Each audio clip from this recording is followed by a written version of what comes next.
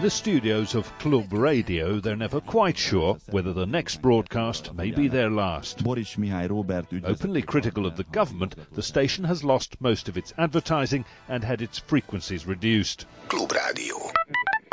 I have the fear that these guys, and especially our Prime Minister, believe that they, first of all, they can do what they want. They are so full of hatred.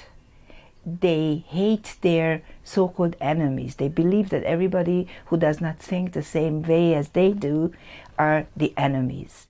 In parts of Central and Eastern Europe, among fully fledged members of the European Union, the politics of nationalism is taking root.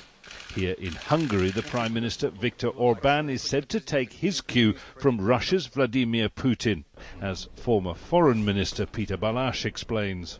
Mr. Orbán confessed that his models are Putin, Erdogan from Turkey and other, he said, successful leaders. The biggest danger of this Orbán model is getting attractive for others. Why not to use it?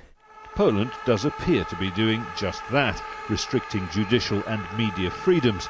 And with Slovakia and the Czech Republic completing the so-called Visegrad Group, all four countries pushed back last year against the EU's planned refugee quota system.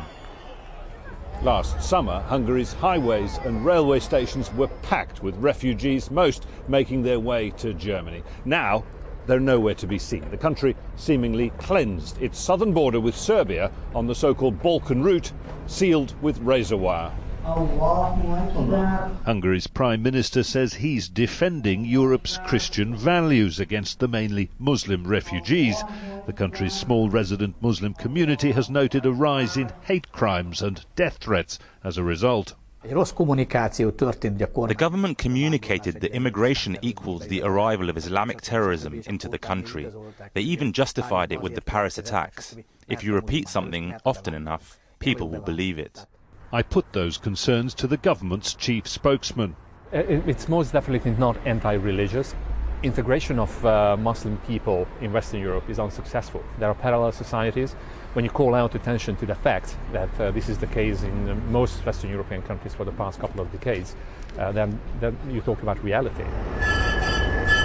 What the Hungarian government calls reality, others might call Islamophobia.